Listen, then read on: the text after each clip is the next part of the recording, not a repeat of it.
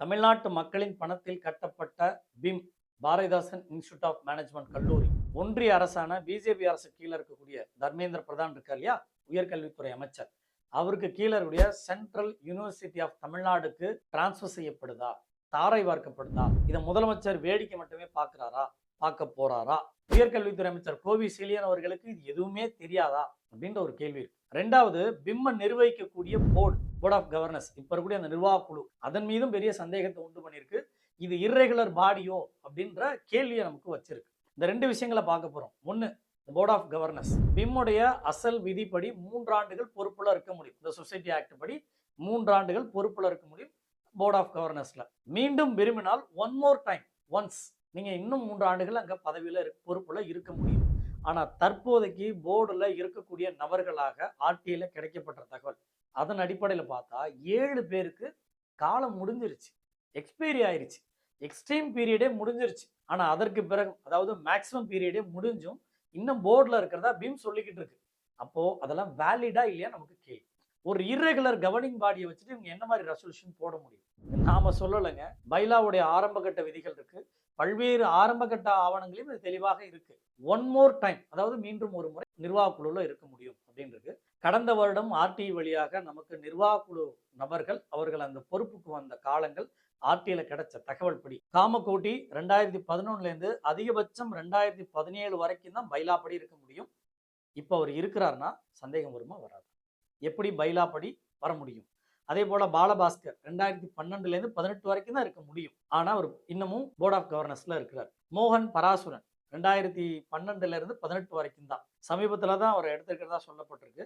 எப்படி maximum period கடந்தும் அவங்க இருந்தாங்க அப்படின்றது. ராஜா மனோகர் 2016 இருந்து 2022 வரைக்கும் தான். ஆனா கடந்த ஆண்டு வரைக்கும் இருக்கிறதா கொடுக்கப்பட்டிருக்கு. ரவி அப்பாசாமி 2001 இருந்தே இருக்கிறார். இங்க இருக்கிறதுலயே ரொம்ப சீனியர் மோஸ்ட் அப்படின்னு காமிக்கக்கூடிய காலகட்டத்துல ரவி அப்பாசாமி இருக்கிறார். அவர் 2007 வரைக்கும் தான் இருக்க முடியும். ஆனா ஆசாஃப்டும் இப்பவும் சேர்மனா இருக்கிறார். எப்படி இந்த போர்டுல இருக்க முடியும் ஒரிஜினல் பைலாப்படி? அதே போல ராகவன் 2003 இருந்து 2009 வரைக்கும் தான் இருக்க முடியும். ஆனா இப்பவும் அவர் இருக்கிறதா காண்பிக்கப்படுது. அப்புறம் அத்துல்ன்றவர் 2016 இருந்து 22 வரைக்கும், ஆனா கடந்த ஆண்டு வரைக்கும் காண்பிக்கப்பட்டிருக்கு, சமீபத்தில் எடுக்கப்பட்டிருக்கு. டாக்டர் அசித் பர்மா 2021 பொறுப்புக்கு வந்தவர். 2027 தான் அதிகபட்ச காலகட்டம். அதே போல கொப்பு சதாசிவ மூர்த்தி அப்படின்றவர் 2023 இருந்து 2029 வரைக்குமான மேக்ஸிமம் பீரியட் இருக்கு.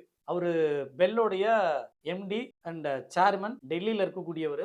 அவர் காலகட்டம் மேக்ஸிமம் பீரியட் இருக்கிற சமயத்துல சமீபத்துல சில நாட்களுக்கு முன்பாக போர்டுல இருந்து பிம்மோட வெப்சைட்ல இப்ப நீங்க பாப்பீங்க, இருக்க மாட்டாங்க. நாம போட்ட முதல் வீடியோ போது அவர் இருந்தார் பொறுப்புல, இப்ப இல்ல. ஏன் இந்த குழப்பத்தை உண்டு பண்ணியிருக்கிறார்னு ஒரு பெரிய கேள்வி இருக்கு டைரக்டர் அசித் பர்மா கிட்ட. அதே போல தாமரப்பூ ஸ்ரீதர் 2023 இருந்து 29 வரைக்கும் காலகட்டம் இருக்கு. சதீஷ் பராசுரன் 2023 இருந்து 2029 வரைக்கும் இருக்கு. இது போக எஸ் பிரபாகர் எக்ஸிகியூட்டிவ் டைரக்டர், பெல்லுடைய திருச்சி யூனிட்டோட எக்ஸிகியூட்டிவ் டைரக்டர், அவரு இப்போ நீக்கப்பட்டிருக்கிறார். அதாவது சதாசிவ மூர்த்தி டெல்லியில் இருக்கக்கூடிய பெல்லோடைய சேர்மன் அண்ட் திருச்சியில் இருக்கக்கூடிய பெல்லோடைய எக்ஸிகியூட்டிவ் டைரக்டர் பிரபாகர், இவங்க 2 பேரும் நாம் அது புகார் கொடுக்கும்போது போர்டில் இருந்தாங்க.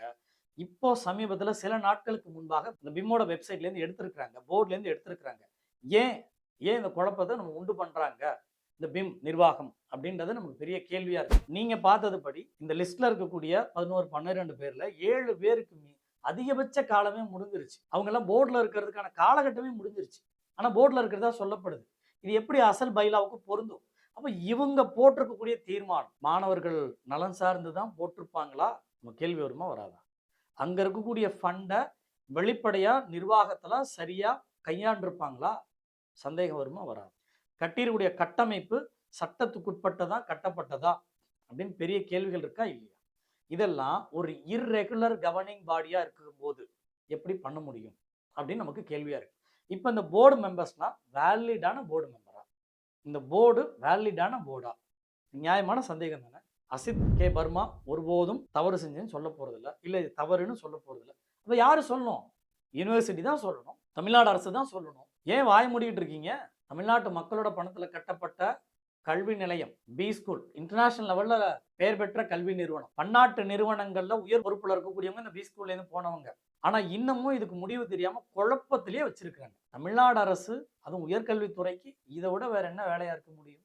இது மட்டுமா அப்படின்னு நீங்க நினைக்கலாம். இல்ல, இங்க நிறைய குழப்பங்கள் நடந்துகிட்டே இருக்கு. பாரதிதாசன் யூனிவர்சிட்டில இருந்து 2 வருஷத்துக்கு முன்னால நான் சர்டிபிகேட் தரமாட்டேன்னு சொல்லி பிம் மீது வழக்கு தொடுத்திருக்கிறாங்க. அப்பவே இதுக்கு சட்ட ரீதியான வேலைகளை செஞ்சிருக்கலாம். ஏன் உயர்கல்வித்துறை அமைச்சர் வேடிக்கை பார்த்துட்டு இருக்கிறாரு? முதலமைச்சர் ஸ்டாலின் அவர்கள் யார் கொடுத்த பிரஷர்ல இதுக்காக முடிவெடுக்காம இருக்கிறாரு? ஆளுநர் ரவி அவர்கள் வேற போன வருஷத்துக்கு முதல் வருஷம் போய் அவார்டு கொடுத்துட்டு வந்து பார்த்துருப்பீங்க. போன வருஷம் முதலமைச்சர் ஸ்டாலின் போய் கொடுத்ததை பார்த்துருப்பீங்க. ஆனா இந்த மாதிரி அழுத்தம் கொடுக்க முடிஞ்சதே தவிர பிம் கட்டமைப்பு யாருடையது? இந்த ஒரிஜினல் ஆவணப்படி அரசாங்கத்தோடது, மக்களோடது, மக்களோட பங்களிப்போட உருவானதுன்னு சொல்லப்பட்டிருக்கு. முதலமைச்சர் ஸ்டாலின் உங்களோட பதில் என்ன? கோவிஷெலின் உங்களோட பதில் என்ன? இப்போ சென்ட்ரல் கவர்மெண்ட்டுக்கு ஏன் தாரவாக்க முயற்சி பண்றாங்களான்னு ஒரு கேள்வி வச்சோம்ல, அது என்னன்னா, இடையில 2021 காலகட்டத்தில் சென்ட்ரல் யூனிவர்சிட்டி ஆஃப் தமிழ்நாடுன்னு திருவாரூர்ல இருக்கு. நம்ம Dharmendra Pradhan, BJP higher education minister, அவருக்கு கீழே நேரடி கட்டாள்கையில் இருக்கக்கூடிய யூனிவர்சிட்டிக்கு இவங்க அப்ளிகேஷனுக்கு ட்ரை பண்றாங்க. பிம்ல இருந்து பாரதிதாசன் பல்கலைக்கழகத்துக்கு கீழே இருக்கக்கூடிய ஒரு கல்வி நிறுவனம் வேற ஒரு யூனிவர்சிட்டிட்ட அப்ளிகேஷனுக்கு ஏன் போகணும்? எதுக்கு போகணும்? பிஹெச்டி டிகிரி வழங்குறதுக்கும் எம்பிஏ சான்று வழங்குறதுக்கும் ஏன் அவங்கள்ட்ட போகணும் அப்படின்னு ஒரு கேள்வி வருதா இல்லையா? அப்போ உயர்கல்வித்துறை அமைச்சர் வேடிக்கை தான் பார்த்தாரா? நியாயமான கேள்வி தானே. தமிழ்நாடு யூனிவர்சிட்டியில் இருக்கக்கூடியவங்க இன்னொரு யூனிவர்சிட்டிக்கு போகணும்னா நீங்க பாரதிதாசன் யூனிவர்சிட்டியோடைய என்ஓசி வேணும், கிளியரன்ஸ் வேணும், தமிழ்நாடு அரசனுடைய கிளியரன்ஸ் வேணும். அப்ப இது ரெண்டும் வாங்கி தான் போயிருக்காங்கன்னா நீங்க வேடிக்கை பார்த்துருக்கீங்கன்னு அர்த்தம். இது ரெண்டும் வாங்காம போயிருக்காங்கன்னா இப்ப அசித் கே பர்மா மீது நீங்க நடவடிக்கை எடுங்க. யூனிவர்சிட்டி அதுக்கு தானே இருக்கு. இந்த மாதிரி விதிகளுக்கு புறம்பா நடந்தா எவ்வளவு கடுமையான நடவடிக்கை எடுக்கணும், அந்த டைரக்டர் மீதும் அந்த போர்டுகள் மீதும் என்ன நடவடிக்கை எடுக்கணும்னு உங்களுக்கு நான் சொல்லி தெரிய வேண்டியதே இல்லை. ஏஐசிடியில் அதுக்கான நாம்ஸ் தெளிவா இருக்கு. அப்ப இந்த போர்டு வேலிடான போர்டா அப்படின்றதும், இப்ப இருக்கக்கூடிய பாரதிதாசன் யூனிவர்சிட்டியிலேருந்து ஏன் CUTNக்கு சென்ட்ரல் யூனிவர்சிட்டி ஆஃப் தமிழ்நாடுக்கு ட்ரை பண்ணாங்கன்றதும் என்கொயரி பண்ணுங்க. அசித் பர்மா சார், உங்களுக்கு இந்த புக்கு ஞாபகம் இருக்கா? நீங்க தானே இதுல நிறைய நோட்டெல்லாம் கொடுத்துருக்கீங்க. இதுல ஒவ்வொரு பக்கங்கள்லையும் நீங்க தானே குறிப்பிட்டிருக்கீங்க. இந்த பிம்முடைய முதல் போர்டு மெம்பர்ஸ் இங்க இருக்கக்கூடிய பட்டியலை நீங்களே பார்ப்பீங்க. இந்த பிம் உருவான வரலாறை நீங்க தானே ப்ரூஃப் ரீட் பண்ணீங்க. அப்போ இதெல்லாம் உங்களுக்கு தெரிஞ்சிருக்குமே. இந்த போர்டு மெம்பர்ஸ் அப்படி இருந்தவங்க எப்படி இப்போ தன்னிச்சையாக நாங்கள் தனியார் அப்படின்னு சொல்ல முடியும்? கேள்வியா இல்லையா? இதற்கு பிறகும் பிம்ல நிறைய குழப்பங்கள் இருக்குமானால், மாணவர்கள் பாதிக்கப்படுமானால், அடிப்படை உரிமையாக இருக்கக்கூடிய இடஒதுக்கீடு மறுக்கப்படுமானால், அங்களுடைய ஊழல்களுக்கு தீர்வு காண்பப்படவில்லை என்றால், அங்க நிர்வாக ரீதியான குளறுபடிகள் சரி செய்யப்படலைன்னா தொடர்ந்து கேள்வி எழுப்புவோம். அதுவரை அறப்போர் தொடரும்.